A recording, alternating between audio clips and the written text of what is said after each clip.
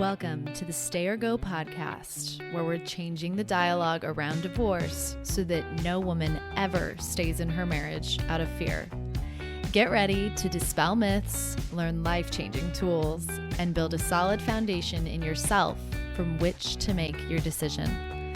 And now your host, me, Britta Jo.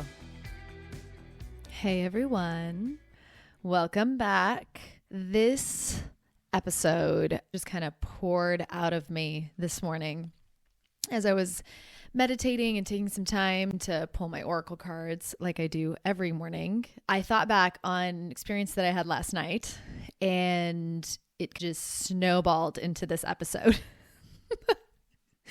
So I want to start off by taking you back to where I was at last night. I was, decompressing from the day, had pulled up Instagram. For me personally, Instagram, it can go both ways. Sometimes I use it as a buffer, which is when I'm not wanting to feel something and I'm escaping with scrolling, and that's not ideal. But other times, Instagram is just this beautiful space where I get to see all of these amazing humans creating things. I have some really, really funny people that I follow that just make my day when I see their stuff. And last night it was a little bit of that, just like decompressing, getting to connect and see what my friends have been up to, looking at any messages that had come through. And right as I'm kind of winding down, I saw a coach that had started after I did in my business and happened to pop over to her page and noticed she has an insane amount of followers. And instantly my brain goes into compare and despair. It wasn't even like a conscious choice. It was just this huge wave of comparison, thinking through the time frames in my mind, being like, oh my gosh, this person's so much further ahead of me. And then just all of this shame coming in, like, okay, what do I have to show for the years that I've been doing all of this? And so it was really awesome because I was present enough to notice what a huge shift this was in my body. It was like, here I was just chilling, enjoying Instagram. And then all of a sudden I am like,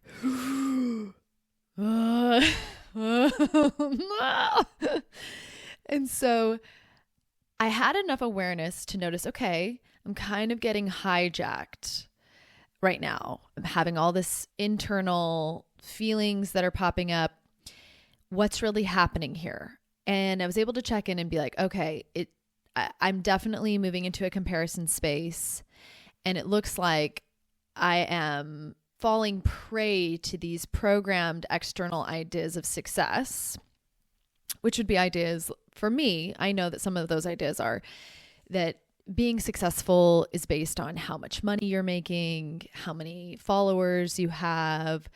Can you actually measure the impact that you're having on the world? So, how many clients have you worked with? How many people are liking your posts? How many people are seeing your posts? Anybody who owns a business and deals with marketing knows these are ways that we've been trained to measure whether we're succeeding or not. And the reality though was I was getting swept up in this and it just was feeling really, really awful. And as I'm kind of in this shitstorm, as Brene Brown calls it, of shame, out of the blue, it was just so beautiful. This new thought popped in and it really felt like it was just like this little gift from the universe. And it was this thought, and I could hear it almost as if the universe was talking to me. And it said, okay, you want her success, then you get her life too. And if you snap your fingers right now, we'll let you trade lives. And it just shocked me out of all the shame. And in that moment of someone basically telling me, okay, you want this? You can have it right now. We'll give it to you. I realized, wait a second. No, wait. I don't want that. And I realized really quickly as I sat with that like huge contrast, all of a sudden this life I was thinking I was wanting, somebody's telling me I can have it and all of a sudden I don't want it. Well, what changed? I realized it's because I have no real idea of what her life actually feels like on the inside. yes, she's got all these followers. Yes, externally, it looks like she's putting out tons of content. She seems really well put together. And I will caveat this 100% by saying she's somebody I really admire and love. So I would not be surprised at all if she has an absolutely amazing life that she really loves. But it still would not be my life and my story if I were to go trade places with her. And that was the moment that this giant light bulb came on that was like, oh shit, I really do value and love my story. I really love every single thing I've been through that has made me me, even if externally it doesn't look as amazing as maybe other people's journeys have up until this point.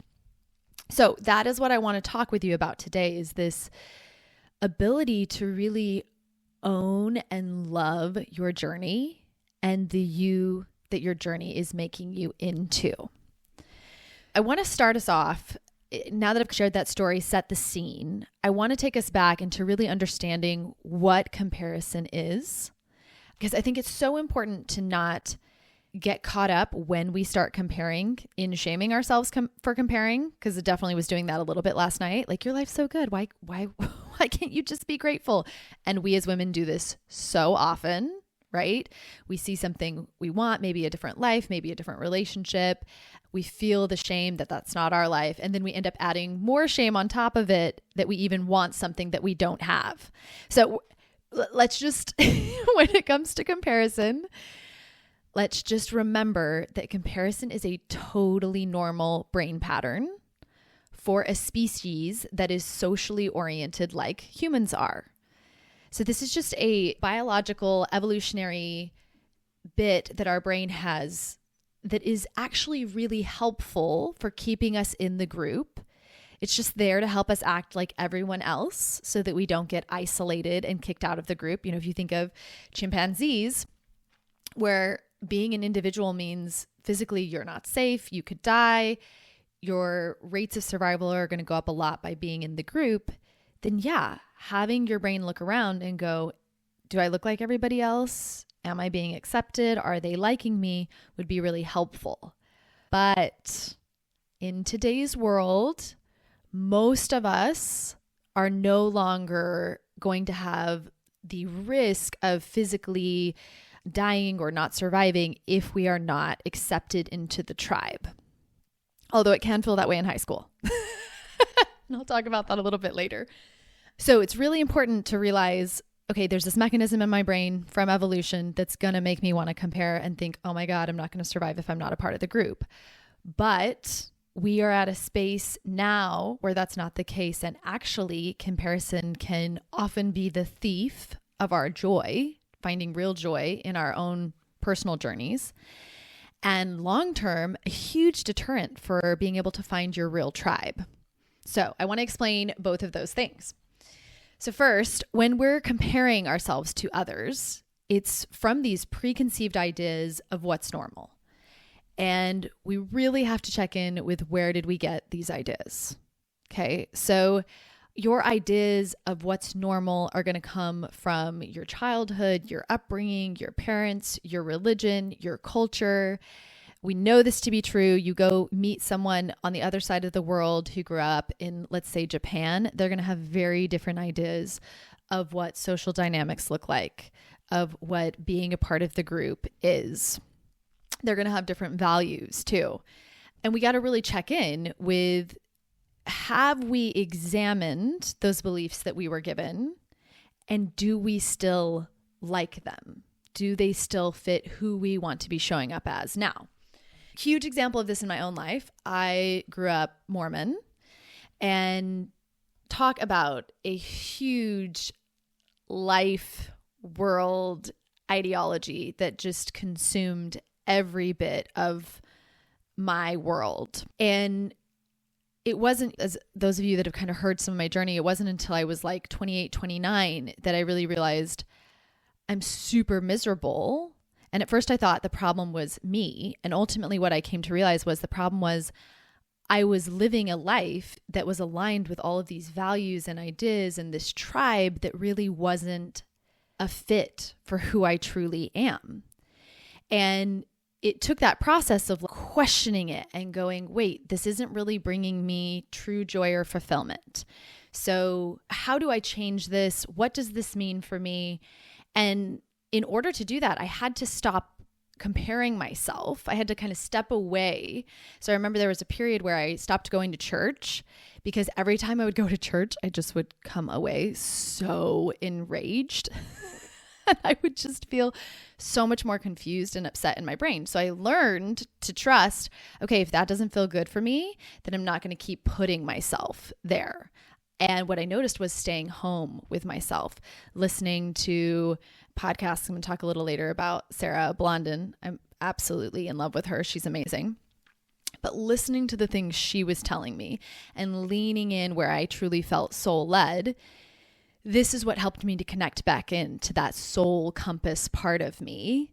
And I'll talk about this in the future because I'm obsessed with learning what it is when your soul compass lights up, because it shows you what your truth is, and choosing to follow that truth and be around people who also love that truth in you.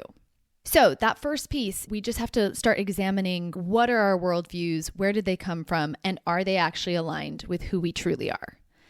Now, the second piece is when you're caught up in comparison, you are not listening to your soul calls as much as you are just being pushed and manipulated by the fear and scarcity about being left out or not enough.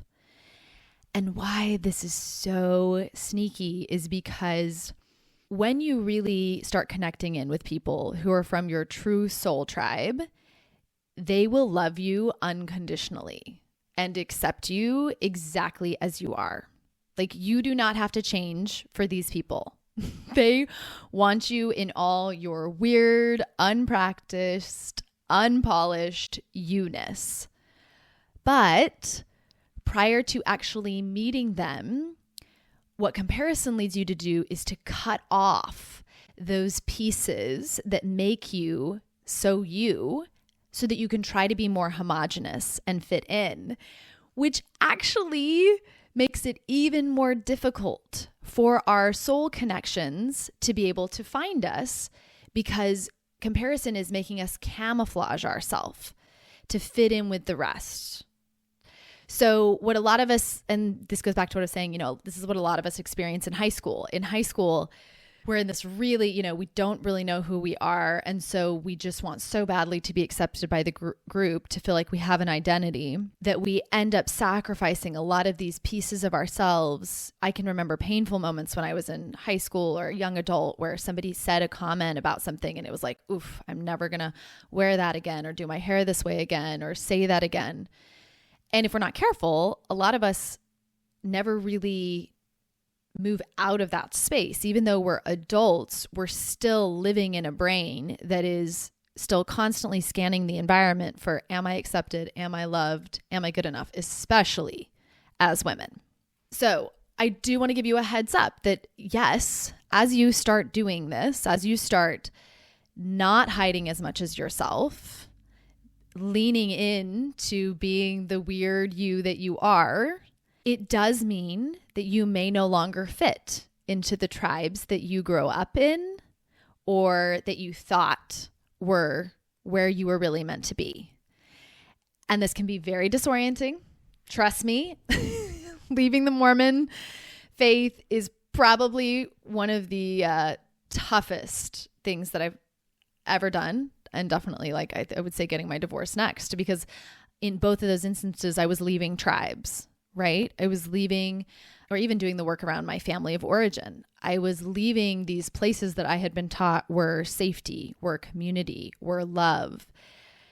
And to do that, you have to really build that love and connection with yourself, which what's so beautiful about that is as you build the love and connection with yourself, and these tribes that aren't yours start falling away because you don't fit in anymore, and you're going to see really quickly how conditional their love is, which it was. Once I left the Mormon faith, like pretty much everybody in my home ward, I really never saw any of them. I mean, I see them occasionally and they're kind when I see them, but I kept no relationships with any of them. And I realized that's because our relationship really only was within the religion. And as long as all of us were kind of doing the same thing within the religion, versus now that I have connected in with who I am, I'm expressing it more fully. I have found so many more deep, connected friendships with people who genuinely love me for me. And no matter what changes outside of us, that love is still there. And I will say this because I definitely want to acknowledge the other beautiful thing that happened as I was leaving the Mormon church is there were a few key women who I'm still deep, close friends with today that I met while I was Mormon. And I would say what defines them and what makes it different is they genuinely loved me for me. And even as I've become more of myself, their love for me has actually increased rather than decreasing. So also realize you may currently in your current tribes have people who do genuinely love you in a soul connection way. And the great thing is as you become more of yourself, they'll love you even more for it. So yes, you're going to lose a lot of people through this process. The ones that really matter will love you even more. And here's the heartening part. As you let go of these tribes, communities that actually don't really love you for you, you make space to find real connection with your soul tribe, with the people who really want you to be you. Okay, so at its heart, this shift is about going from a life that looks beautiful or perfect on the outside, but feels emotionally unfulfilling on the inside, to a life where your focus is on how does it genuinely feel for me in my body, in my soul, in my heart? Does this life feel good? And another important way that we do this is by taking the time to slow down and honor our personal journeys. So this is where Sarah Blondin comes in. Oh my God, fangirl moment.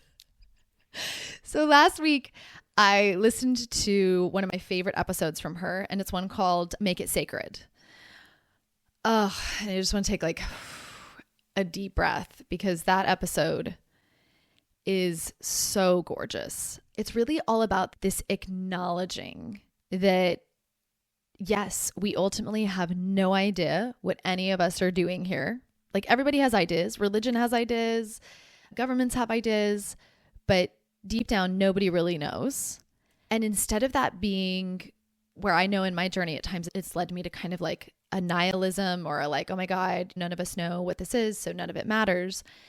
That actually in none of it mattering, and there not being a grand overall picture, we are given this incredible gift of this beautiful power that is very individual, that each one of us have to choose to make our lives sacred, to choose to honor each and every step that we take on this journey, to celebrate the triumphs and to deeply grieve the losses, because that's what being human's all about. It's both.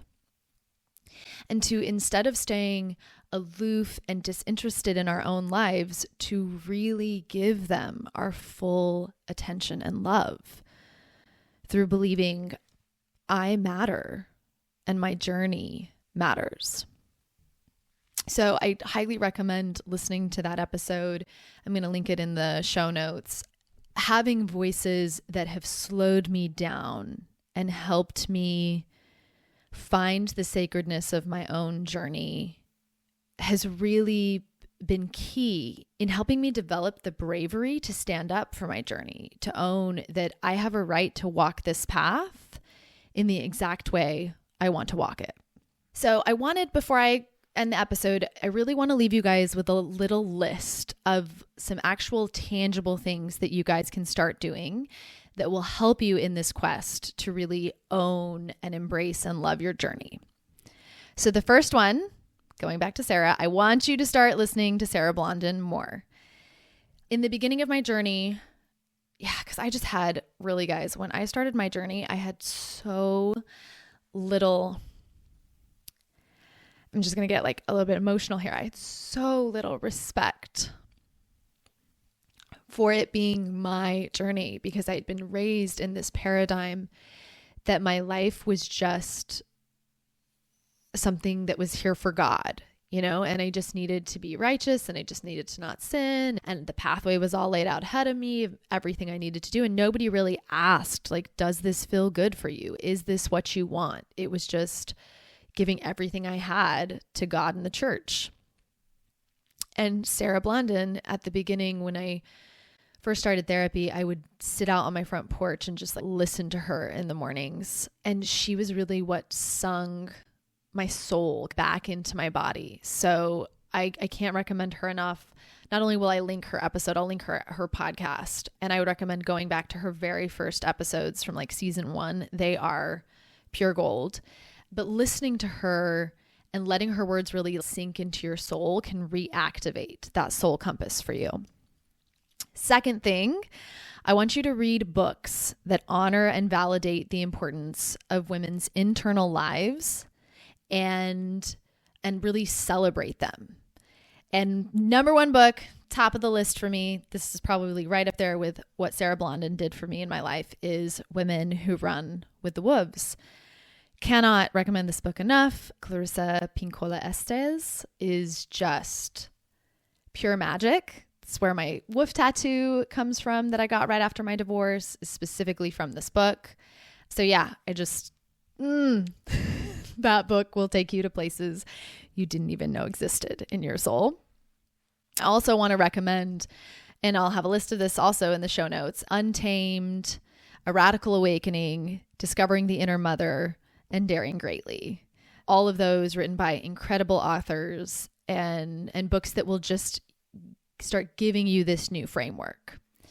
Third thing, I want you to spend more time with the women around you that you see being brave and unfiltered in their selfness.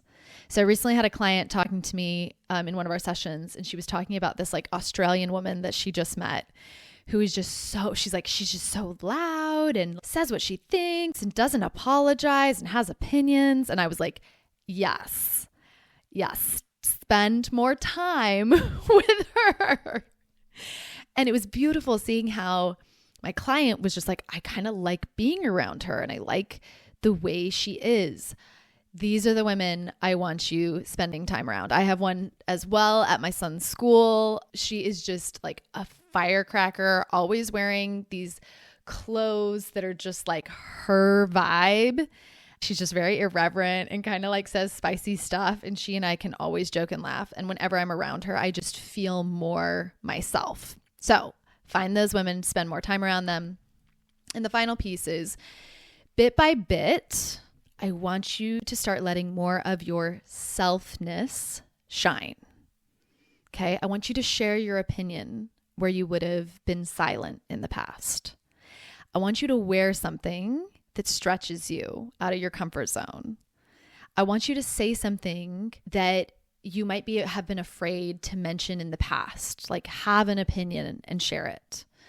I want you to really try saying no when you're coming up against something that you don't really want to do and you would only do it from guilt or shitting on yourself. I want you to say no. And each and every time you do these little micro moments of choosing yourself, you are strengthening your relationship with you and telling your brain, what I want matters. This story is uniquely mine and I get to write it however I want. So just to tie this all back together, I want to go back to the very beginning of the episode where I realized, okay, if I snap my fingers, I can change places with this woman that I'm comparing myself to and wishing I was.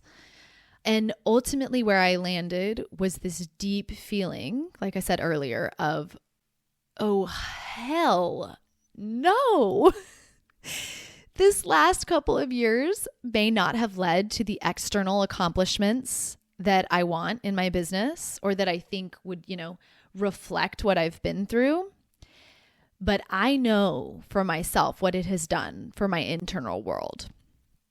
And that is things like developing this level of self-trust that comes directly from walking into the darkest realms of my psyche and not abandoning myself, getting to experience joy that I've never had before from falling in love and creating new depths of intimacy and soul connection with partners. Like, so worth it. There are so many beautiful memories that I get to hold within me that I'm really proud of, that nobody else will ever see externally, but that I know are part of my journey.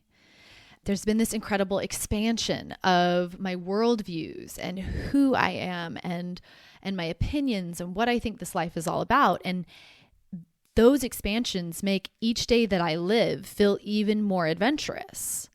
So no, I don't want to trade this woman for her external things that I think would give me, I don't know what, a feeling of confidence, a feeling of pride. Because when I really step back and feel into it, there it is. That pride and confidence is already right here. I don't need external validation to prove that, because I get to live every single day as this version of me, this version who abandons herself so much less, who knows how to show up for herself and to love the people in her life with compassion and confidence.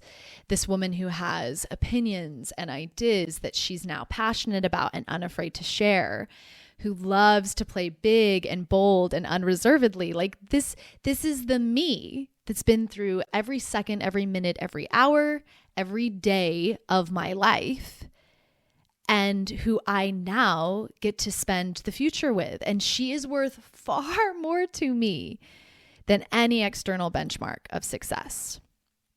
So when your brain is trying to get you to take on someone else's journey and abandon your own, I want you to just slow down and take a deep breath, because your journey is tailor-made for you and you are one of a kind. You are an incredible masterpiece. So let us all not be so quick to see the best in others at the exclusion of ourselves. Your journey is your own. You are beautifully in process and will be your whole life. So sink in and love where you are right now. I loved this episode, y'all. I encourage you guys, if you're enjoying listening to the podcast, go rate it, go subscribe to it. Every time you do, it helps it get into the hands of more women. It moves it up the charts so that more people can find it. And definitely take a second to think if you've got a friend or someone who might be struggling right now that could use this episode, and send it their way. So much love to all of you in your journeys. Till next time.